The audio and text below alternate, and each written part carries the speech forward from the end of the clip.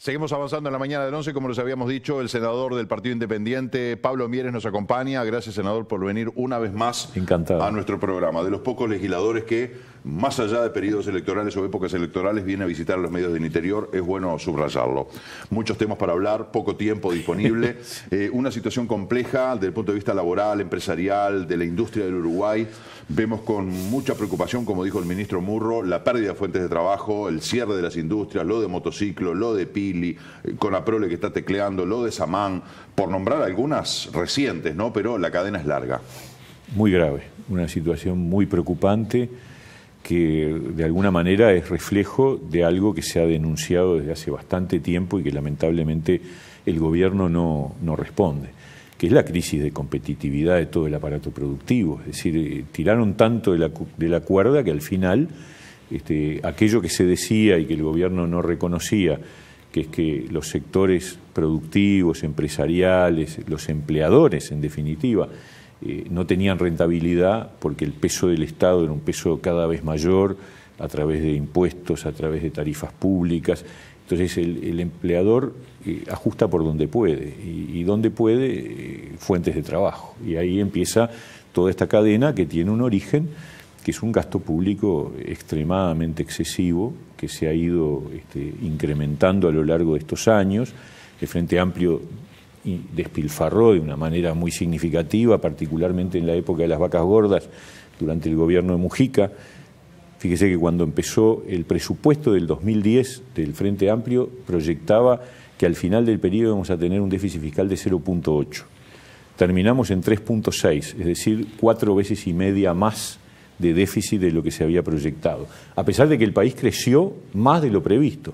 O sea, si se habrá gastado, y se ha gastado de una manera irresponsable. Y esto, posteriormente, cuando asume el gobierno de Tabaré Vázquez y reconoce que tienen un problema de déficit fiscal, nos anuncian que lo van a bajar al final del periodo del 3,6 al 2,5. Y lo que tenemos hoy es que creció al 4. O sea que siguieron desarrollando el gasto y de hecho en esta rendición de cuentas vuelven a aumentar el gasto, a pesar de que los números el gobierno dice que dan, pero en realidad no dan, y la perspectiva regional es cada vez más complicada. Miremos Argentina, es una situación dramática, miremos Brasil, otra situación dramática. Entonces, cuando uno ve el problema del desempleo, que es la angustia de la gente, y yo la verdad lo siento terriblemente, uno recorre el país y siente esa sensación de qué cosa más terrible que perder el laburo y no saber si va a conseguir. Ese es el final de la cadena. El problema del desempleo tiene un origen anterior, que es el problema de la competitividad del mundo productivo, y el problema de competitividad del mundo productivo tiene un problema anterior, que es el exceso del gasto público, y por lo tanto el gobierno recaudando a través de impuestos y de tarifas públicas, porque fíjense, el caso de la UTE, la energía eléctrica podría ser mucho más barata de lo que es, lo que pasa es que el gobierno la usa para generar ingresos para rentas generales. ANCAP ganó 50 millones de dólares, ¿por qué no baja la nafta? Exactamente, además ANCAP nos viene cobrando un sobreprecio desde el 1 de enero de 2015, que ajustó por encima de la paramétrica. ¿Por qué? Por la catástrofe de los 800 millones de dólares que la administración de ANCAP durante la presidencia de Sendic perdió. Entonces, todo esto tiene un origen que es una falta de disciplina fiscal por parte del gobierno y yo digo, no hay que aumentar impuestos, hay que reducir el gasto. Y cuando digo hay que reducir el gasto, enseguida va a saltar el frente a decir, claro, lo que quieren es... Cortar las políticas sociales. Sí, no es cierto, no, para nada. Yo creo que las políticas sociales en Uruguay, como en cualquier país del mundo que busca la equidad, tienen que existir, tienen que ser mucho mejores en calidad y en resultados de lo que son hoy las políticas sociales de este gobierno. Mides gasta muy mal, pero yo creo que hay que seguir invirtiendo en políticas sociales y hay que seguir invirtiendo en educación. También en educación hay que hacer una gran reforma que sigue pendiente. Y además en este gobierno, además, la gente a esta altura ya sabe que no se puede esperar nada. Y de alguna forma este adelanto de la campaña electoral tiene que ver directamente con la sensación de que el gobierno ya fue. Y no lo digo yo solamente, lo está dijo la senadora Moreira, ¿no? Claro, hoy sale un reportaje de la senadora Moreira hablando del agotamiento del gobierno y la falta de respuesta, pero es que es verdad. Entonces, la gente ya está viendo a ver quién ofrece respuestas porque de este gobierno ya no se puede esperar nada, a pesar de que le falta 1 año y medio. ¿Y hay alguien que pueda ofrecer respuestas en este contexto, senador? Bueno, nosotros estamos convencidos de que tenemos respuestas. O sea, yo creo que a la gente hay que darle un mensaje de esperanza y de convicción de que se puede cambiar este país, se puede recuperar una línea de crecimiento, se puede transformar la educación. Con la misma plata que hoy tenemos aplicada a la educación, podríamos impulsar una reforma educativa que tiene que ver con la autonomía de los centros de enseñanza, con la capacidad de evitar que los gurises se nos pierdan por el camino, con una transformación de contenidos de enseñanza para ubicar a la gente en el siglo XXI, es decir, que los chiquilines de las nuevas generaciones se preparen para puestos de trabajo no del siglo pasado, sino del siglo actual y de los desafíos del futuro que se vienen. Eso se puede hacer, se puede transformar las políticas sociales para que sean más de tipo promocional. Le voy a dar un ejemplo, asignaciones familiares, que es un instrumento, yo siempre he creído en él y me parece que hay que seguir apostando a él. La ministra dice que hay que eliminar la condicionalidad de mandar los gurises a la escuela. Es una vergüenza eso, porque yo lo que tengo que pedirle a los padres de los chiquilines es que manden los gurises a la escuela. Y le tengo que decir, mire, usted va a cobrar la asignación familiar, pero usted tiene una contrapartida que es que tiene que mandar los gurises a la escuela, porque eso es apostar... No tendría que haber una presión de, bueno, te doy esto, pero si mandas a los gurises, tendría que ser una responsabilidad exactamente indiscutible de los padres, ¿no? Pero además lo que yo quiero no es que le saquen la asignación familiar a los padres, lo que yo quiero es que los padres manden los chiquilines a la escuela. Entonces no entiendo tampoco esta lógica que ahora el BPS en agosto le dice a un montón de familias, se quedaron sin asignación familiar, cuando además ya perdieron el año los chiquilines. Entonces, este mecanismo tiene que funcionar en abril, que es cuando todavía podés, porque yo lo que prefiero es seguir pagando la asignación familiar, pero que el niño vaya a la escuela o al liceo. Entonces, ¿qué significa? Significa que en abril, cuando tengo los datos, anuncio, señor, en abril, no en agosto, señor, si usted no manda al chiquilín a la escuela, no lo inscribe, usted pierde la asignación familiar. Entonces muchos van a inscribirlo y entonces logro el efecto deseado, que es no le suspendo la asignación familiar, pero el chiquilín ingresa a la escuela. Es un ejemplo. Yo creo que hay que apostar muy fuerte al plan CAIF para los gurises de 0 a 3 años. Yo creo que ahí se juega en gran medida el futuro, el destino de los gurises de los hogares más pobres. 0 a 3 años y una gran reforma educativa. Todo eso se puede hacer. Y bajar el costo del Estado se puede hacer, y no al costo de las políticas sociales, sino al costo de todas las gorduras que hay a lo largo y ancho, la cantidad de cargos de confianza que se han creado durante estos años. Frente Amplio más que duplicó los cargos de confianza, y en las intendencias también hay mucha tela para cortar. Es un problema que ha afectado a todos los partidos políticos. Uno se pregunta, ¿el Partido Independiente mañana si fuera gobierno no se vería también frente a la misma disyuntiva? Yo creo que la tentación siempre existe. Porque siempre va a haber reclamos del aparato político para colocar a este y para colocar a aquel. El tema es ponerse firmes. Es lo mismo que la corrupción. Yo siempre me parecía un disparate cuando Vázquez decía antes de ser gobierno, nosotros podemos meter la pata pero no la mano en la lata. No, y si la mete se la cortamos. Bueno, ahí está. Yo creo que hay que asumir que uno puede tener problemas, porque nunca está seguro de que toda la gente que uno coloca en distintos cargos de gestión va a funcionar bien. Siempre puede haber alguien que se comporte mal. El tema es que se hace. Y acá tenemos un gobierno de un partido que no puso un cargo de confianza, puso un vicepresidente, que ahora está procesado por corrupción, apelada por sus abogados, pero procesado por corrupción. Corrupción, porque peculado es un delito de corrupción. Si se quedó con plata que no era de él, punto. Eso es así. Y el Frente Amplio no lo sanciona.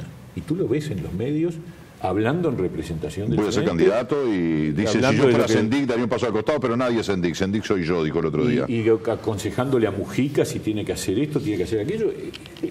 La gente siente que le están tomando el pelo. Pero ¿sabe cuál es el problema? El problema es que esa desazón que se ha generado con el Frente Amplio, esa decepción por un gobierno que no resuelve los problemas, porque la educación, la inseguridad, la competitividad, la pérdida de empleo, todo eso no lo está resolviendo, y el año que viene vamos a tener una campaña con la misma agenda de temas que la que tuvimos en el 2014.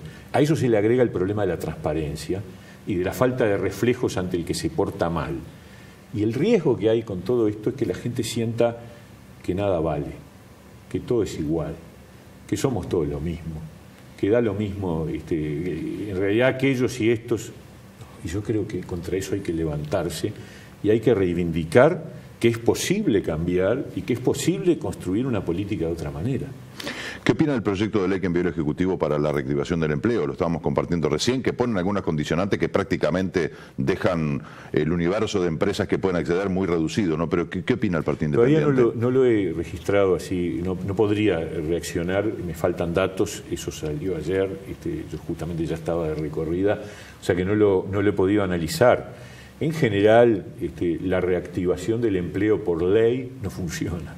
Es decir, la reactivación del empleo funciona cuando se generan condiciones para emplear, condiciones de la economía para emplear. Se habla de generación de incentivos, ¿no? Que por está ahí... bien, yo creo que está bien, bienvenidos sean. Lo que pasa es que tenemos una catarata de pérdida de empleos. Te hacía la lista es tremenda. Voy a usar un ejemplo, el de Samán.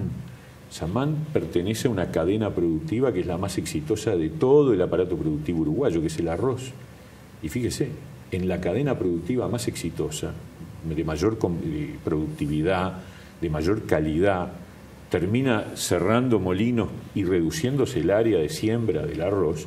Eso es una señal tremenda de que en el Uruguay el peso del aparato del Estado sobre la producción hace imposible llevar adelante nada. Entonces, vamos a ver esos incentivos. Yo no creo que reviertan el marco general, porque también el Estado tiene otro problema, que es que tiene un déficit fiscal importante. Entonces, los incentivos tienen que ver con renuncias fiscales. Y si usted hace una renuncia fiscal, aumenta el déficit. Si aumenta el déficit, por algún otro lado va a empezar a cargar o impuestos o tarifas.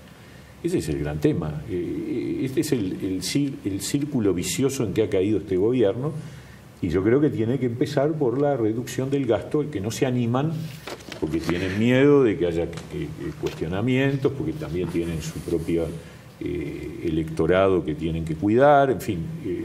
Vamos a ver, yo tengo que analizar en profundidad la propuesta que se hizo pública, pero desconfío con respecto a la magnitud del impacto.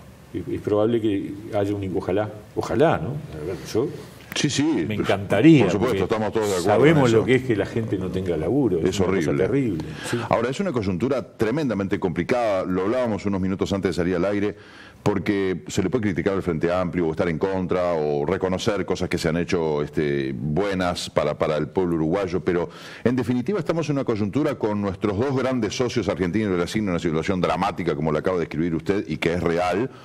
Y que el tema es el futuro gobierno, sea quien sea, no va a ser que, bueno, ahora el gobierno que viene va a estar navegando en un mar de aguas tranquilas, con un sol radiante y un cielo despejado. O sea, va a ser una situación tremendamente compleja. Todos los economistas, o gran parte de ellos, aseguran de que el gobierno que viene va a tener que hacer un ajuste fiscal sí o sí el primer año.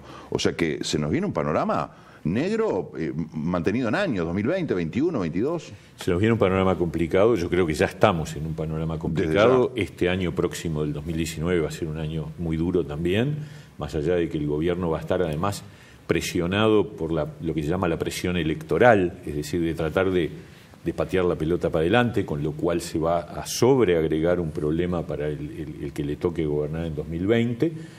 Y un gobierno que va a gobernar en régimen de coalición, porque se acaba la época de un gobierno de un solo partido. O sea, el que gane, no gana con mayoría propia, por lo cual significa armar un acuerdo político. Ajuste, no un ajuste fiscal en el sentido de incrementar impuestos. Porque por eso dicen ajuste fiscal y a todos se nos para el pelo. Nosotros, Partido Independiente, tenemos claro que no se puede seguir aumentando la presión tributaria. Hace tiempo que le reclamamos al gobierno que ese no es el camino. Entonces, si usted no puede aumentar los ingresos ni por la vía impositiva ni por la vía de las tarifas públicas, que también están en un nivel insoportable, le queda el otro camino, que es reducir lo que gasta el gobierno para equilibrar las finanzas. Y ese es el camino. El camino, por ejemplo, es tomar decisiones claras y firmes en cuanto a que yo no puedo, si yo fuera el presidente, que vamos a tratar de pelear para estar en la definición, si yo formo parte del nuevo gobierno, claramente nosotros vamos a decir hay que reducir los cargos de confianza a la mitad. Y hay que empezar un examen con lupa de cada inciso del Estado y particularmente de las zonas que dan pérdida.